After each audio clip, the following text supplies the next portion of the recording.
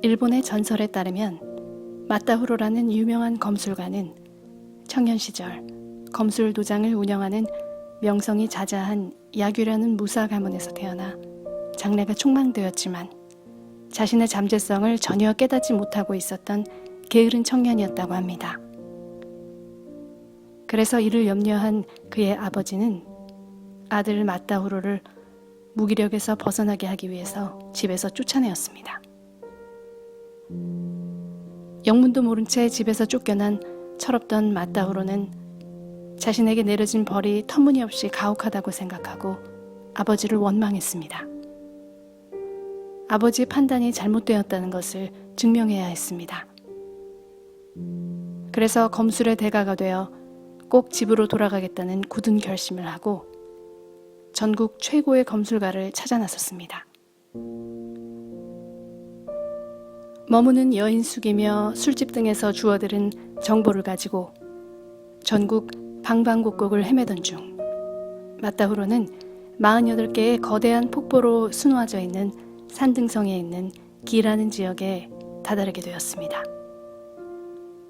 그중 가장 높고 아름다운 나치라는 폭포 주변에 우거진 수풀로 둘러싸인 지역에는 구마노 나치 신사가 있었습니다. 마타후로는 기뻤습니다. 마타후로가 들은 바에 의하면 바로 이 지역이 전국 최고의 검술가 반조가 살고 있는 곳이기 때문이었습니다.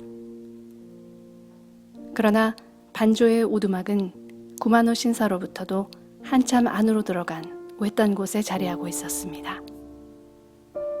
청년 마타후로는 이런 외진 곳에 혼자 사는 늙은 반조가 아직도 최고의 검술가라는 칭송을 받을 수 있을지 의문스러웠지만 오랜 여행으로 지친 몸은 주변의 풍광에 반해 잠시 넋을 잃고 있었습니다. 정신을 차리고 보니 자신의 앞에는 형형한 눈빛을 지닌 노인이 앉아 있었습니다. 청년 마타후로는 단도직입적으로 반조에게 물었습니다. 선생님, 제가 선생님과 같은 검술의 대가가 되려면 얼마나 걸리겠습니까? 반조는 아무 말이 없었습니다. 그러니까 예를 들어 제가 선생님의 시종이 되어 24시간 선생님을 곁에서 모시면서 배운다면 얼마나 걸릴까요? 10년. 선생님, 저희 아버지가 이미 연로하셔서 제가 그 안에는 집으로 돌아가야 합니다. 제가 2배 더 열심히 배우면 얼마나 걸리겠습니까? 30년. 네? 제가 2배로 열심히 하겠다는데 어찌 기간이 더 늘어나나요? 그것도 3배나 말입니다. 제가 정말 쉬지 않고 열심히 하겠습니다. 그 어떤 고통도 감수할 각오가 되어 있단 말입니다. 그러면 얼마나 걸릴까요? 마타후로의 간곡한 요청에 반조가 더 이상 대꾸를 하지 않자 마타후로는 일단 무조건 버텨보기로 결심하게 되었습니다. 그리고 24시간 반조의 시종 노릇을 한 지 어언 3년이라는 세월이 흘렀습니다. 3년 동안 마타후로가 한 일이라고는 쓸고, 닦고, 설거지하고, 밥을 하는 등 온갖 굳은 일과 심부름뿐이었습니다. 제대로 된 검은커녕 검이나 칼이란 단어조차도 스승의 입에서는 나오지 않았습니다. 전국 제1의 검도장을 운영하는 집안 장손이 이런 오지에서 늙어가는 검술인 뒤치다꺼리나 하며 허송세월을 하고 있다는데 생각이 미치자 청년 마타후로는 이제 과거의 게으름에 대한 대가를 확실히 치루었다고 스스로 판단을 내렸습니다. 그리고 슬슬 이곳을 떠나 집으로 돌아가는 상상을 하게 되었습니다. 그러나 아버지에게 아무것도 보여줄 것이 없는 마타후로는 자신의 처지가 참담할 뿐이었습니다. 이렇게 며칠을 갈팡질팡하던 마타후로는 이제 늙은 스승 반조를 생각하는 것만으로도 우라가 불끈불끈 치밀었습니다.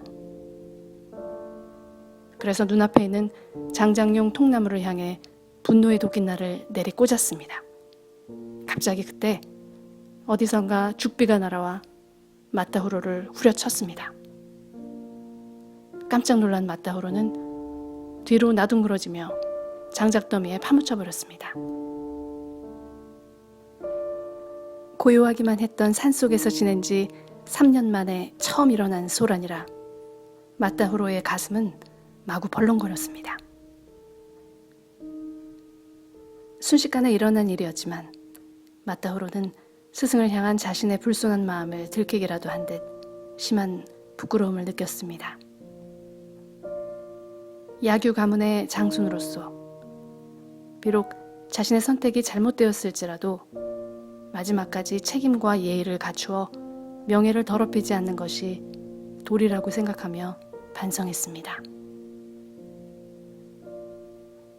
이렇게 반주를 떠날 마음의 준비를 하니 속이 후련해졌고 허드렛 일도 이제 마지막이라고 생각하니 식은 죽 먹기처럼 느껴졌습니다. 그래서 잊은 줄 알았던 콧노래까지 나오기 시작했습니다.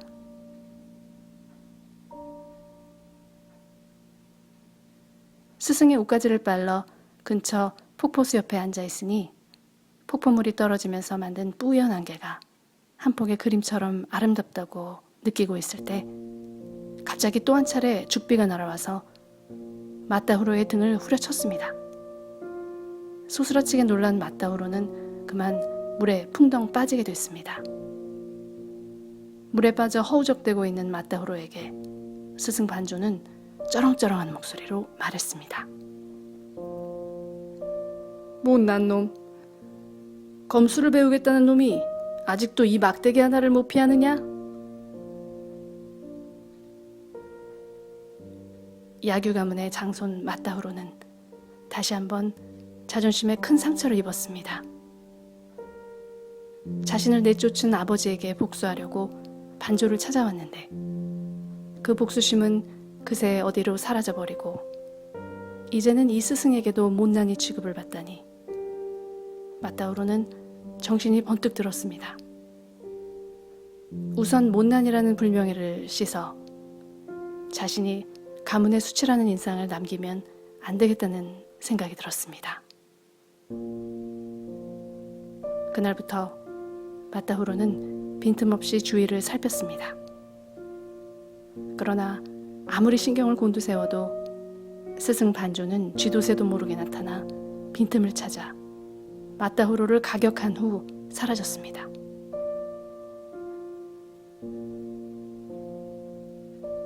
반조는 허드렛 일로 하루 종일 바쁜 마타후로의 사정 따위는 봐주지 않았습니다.